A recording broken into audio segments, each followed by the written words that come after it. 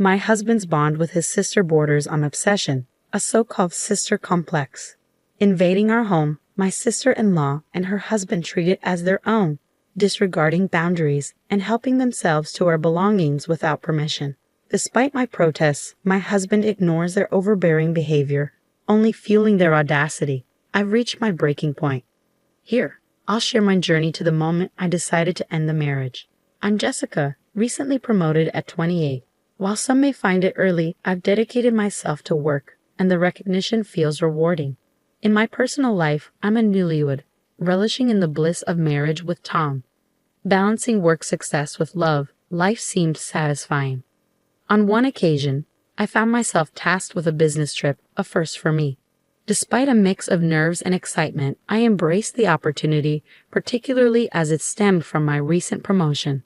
Following the promotion, my schedule filled with frequent day trips, likely due to my status as a newlywed. However, this time, a 3-day trip awaited me. I relayed the news to my husband. 3 days away, that's a bit much for a newlywed, isn't it? Well, I'll have Sarah come by, he remarked.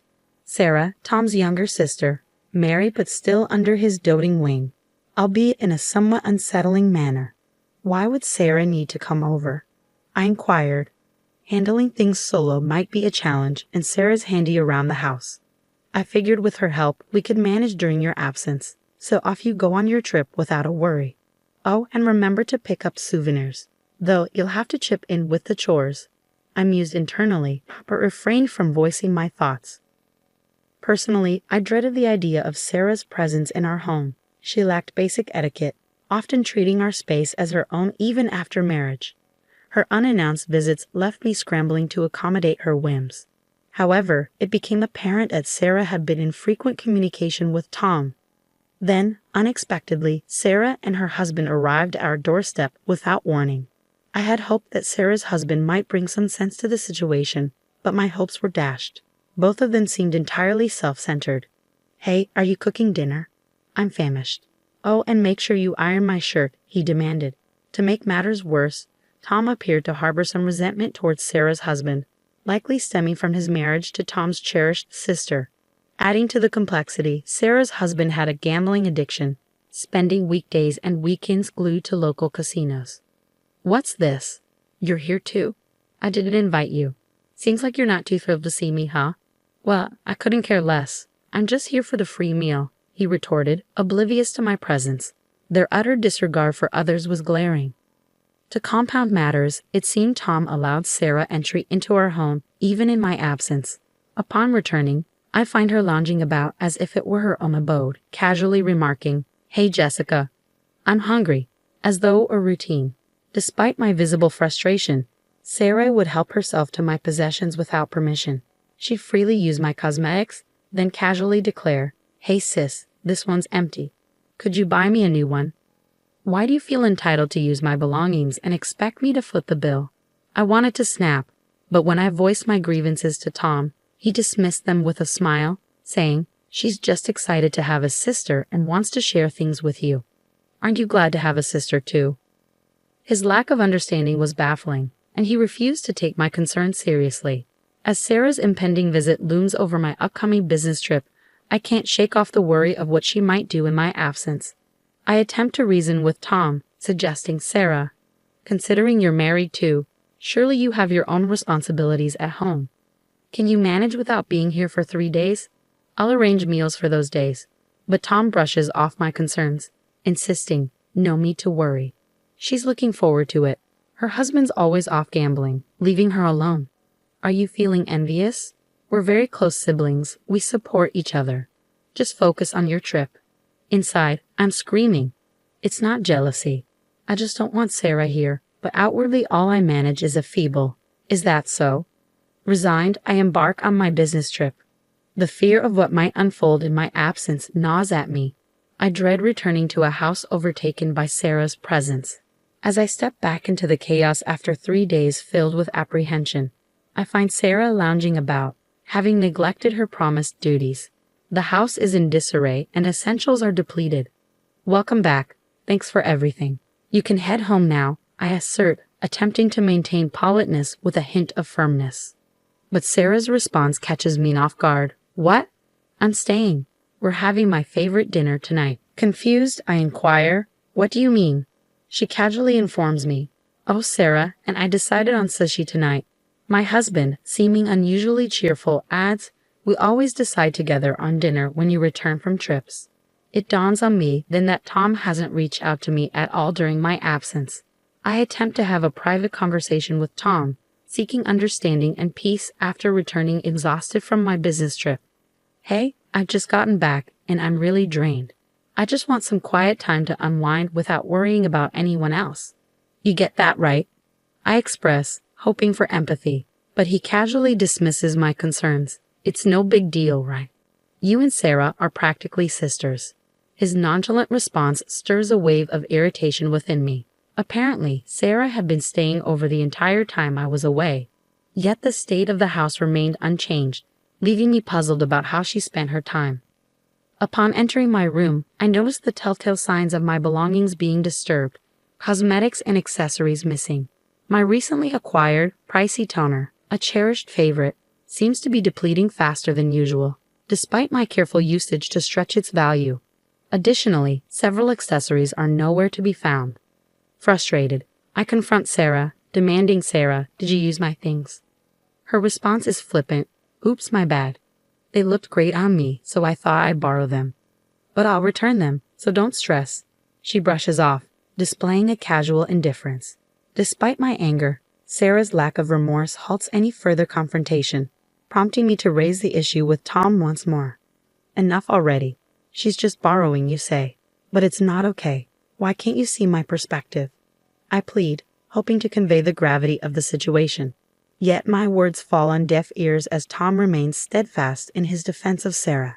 Exhausted and defeated, I resign myself to sleep, unable to fully accept the situation, yet too weary to continue the argument. 3 weeks later, another business trip opportunity arises, this time for a whole week. When I inform my husband, he appears taken aback. A week? That's quite a stretch. Well, I'll just have Sarah look after the house again. Don't worry, go ahead. He reassures me. This is precisely what I wanted to address. I'd rather you didn't invite Sarah over anymore. I express my concerns. Tom's reaction is immediate and defensive. Why not? She's family. Last time you said you asked for her help, but nothing was done when I returned. His own words striking a chord with him, Tom falls silent, averting his gaze. You must know as well. Sarah constantly takes my things without permission, claiming she's borrowing them but never returns them. I continue, hoping to make him understand. At this, Tom seems to relent. Fine, but I'll need someone to handle the laundry for the week. I'll just have her over for one day and send her home afterward. Is that all right? He proposes. Why can't you handle the laundry yourself? I suggest, to which he responds, I've never done it before. I wouldn't know where to start. I can teach you, I offer, but Tom remains obstinate. No, I'll just have her over for one day, he insists, showing his reluctance to do household chores or perhaps his desire to involve his sister. Weary of the argument, I reluctantly concede, fine, do as you wish. Just ensure she doesn't stay over. I emphasize this point to Tom, though I harbor doubts about his compliance. True to my suspicions, upon my return a week later, I find Sarah lounging comfortably on the living room sofa, displaying no evidence of having contributed to the household chores. What's happening here? I inquire, perplexed by the unexpected turn of events. Well, there turned out to be more chores than I anticipated. I asked Sarah to stay over yesterday and today because it was too much for her, Tom explains. Internally, I sigh, realizing my suspicions were warranted. But you said it would only be for one day. I remind him, feeling a surge of frustration. Tom brushes off my concern, saying, relax. She's your sister-in-law. And considering you're often away on business trips, you should appreciate her help. What? Do you even understand the nature of business trips? I'm not out there having fun. You always make excuses like this, disregarding my concerns. Tom continues, seemingly oblivious to my point. Oh, and by the way, Sarah's divorced. She's also lost her job. You'll have times when you can't manage the housework due to your trips, right? She said she's fine with it, so I thought we could let her stay with us. My disbelief turns to outrage. What? Why are you making decisions without consulting me? I've already told you that you can handle the housework. It's not a daily occurrence. This is our home together. We're supposed to support each other in times of need. Don't you feel sorry for her? How could you unilaterally break our agreement like this? I can't trust you, I admonish, feeling a pang of guilt for my harsh words. It's just temporary. Sarah also plans to find a job and a place to live as soon as possible. We have a spare room anyway, and she's already given up her apartment. She doesn't want to stay where she lived with her ex, Tom counters, attempting to justify his decision. Unbelievably, my sister-in-law Sarah had gone through a divorce and suddenly expressed a desire to move in with us. How could you make such a decision without consulting me? This is the last straw. Your lack of consideration is appalling. What kind of family dynamic do you envision?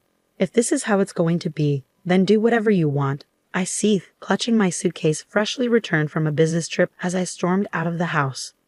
Leaving was the easy part, but with nowhere specific in mind, I found myself seeking solace in an internet cafe.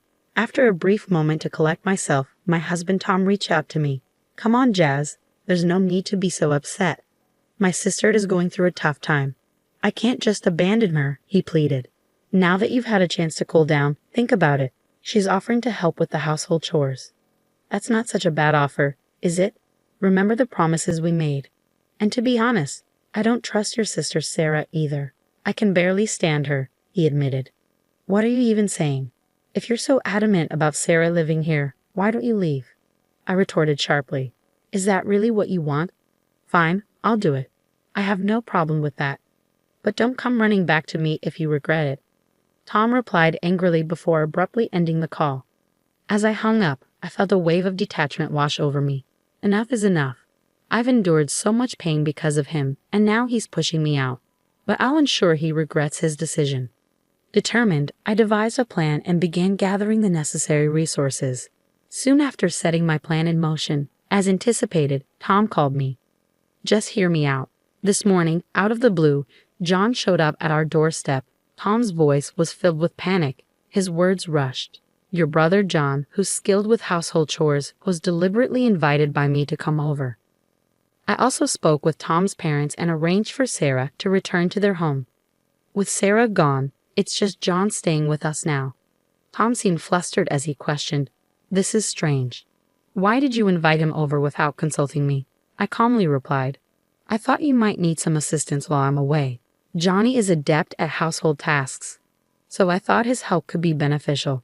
I couldn't help but express my discomfort. Tom, it's unsettling for me when someone unexpectedly intrudes and starts doing chores. I feel like I have to constantly maintain a facade in my own home.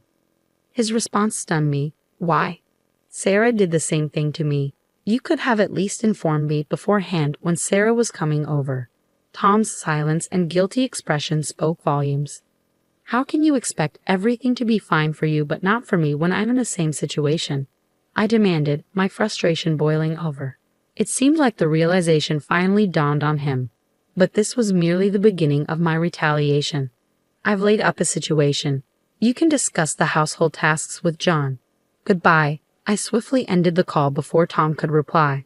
Despite his persistent calls afterward, I chose to ignore them, signaling the beginning of my retaliation.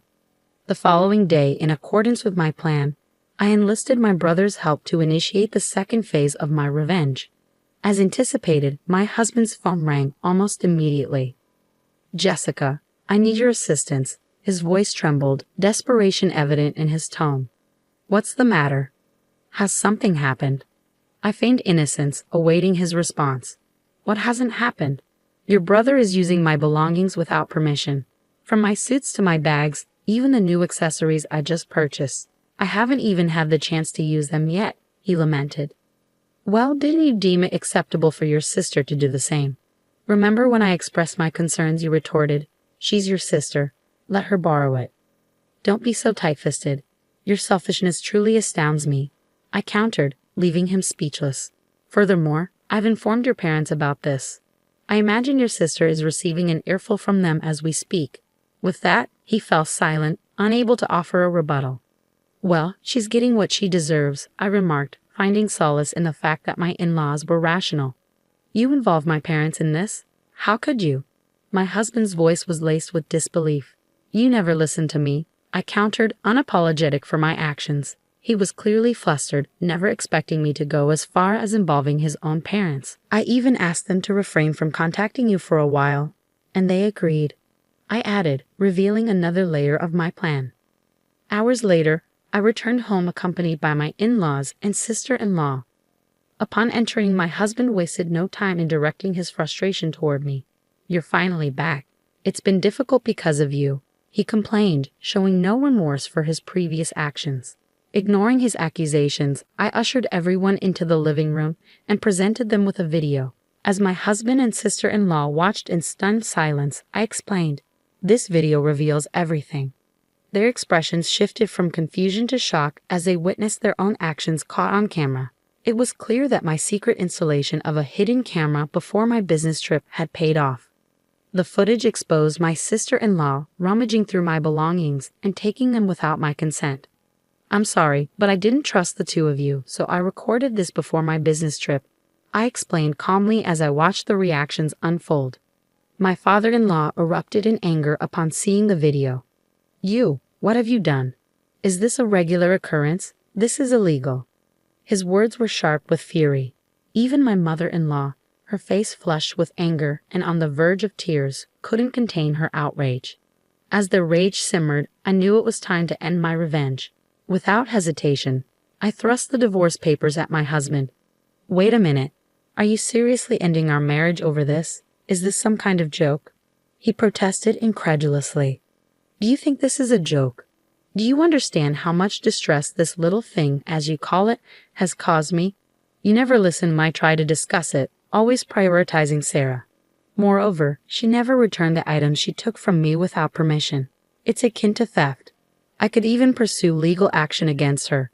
Now hurry up and sign," I demanded firmly, my patience wearing thin. He trembled as he took the pen, my in-laws observing the scene in silence. Eventually, he signed, seeming to resign himself to the inevitable outcome. Once the divorce papers were in my possession, I wasted no time in packing my belongings. Witnessing my preparations, my husband attempted to intervene. "Hold on, Jessica. If you leave, I won't be able to afford the rent for this place," he pleaded, desperation evident in his voice. It was true that the apartment we currently resided in was conveniently located and came with a hefty price tag. Relying solely on his salary, he couldn't possibly manage the expenses alone. Despite the pitiful expressions on my in-laws' faces as they observed their son, I remained resolute. "I don't care anymore. You're a stranger to me now. Why don't you figure it out yourself? After all, you have your beloved sister. The two of you can find a place within your budget," I retorted coldly. With those words, I left the house and headed straight to submit the divorce papers. I secured an apartment near my workplace, eager to start afresh. In the days that followed, my ex-husband bombarded me with calls and emails. But I found them to be nothing but a nuisance, so I blocked all communication. I had no interest in his whereabouts or activities. Liberated from the burden of stress, I relished in the newfound freedom of my single life.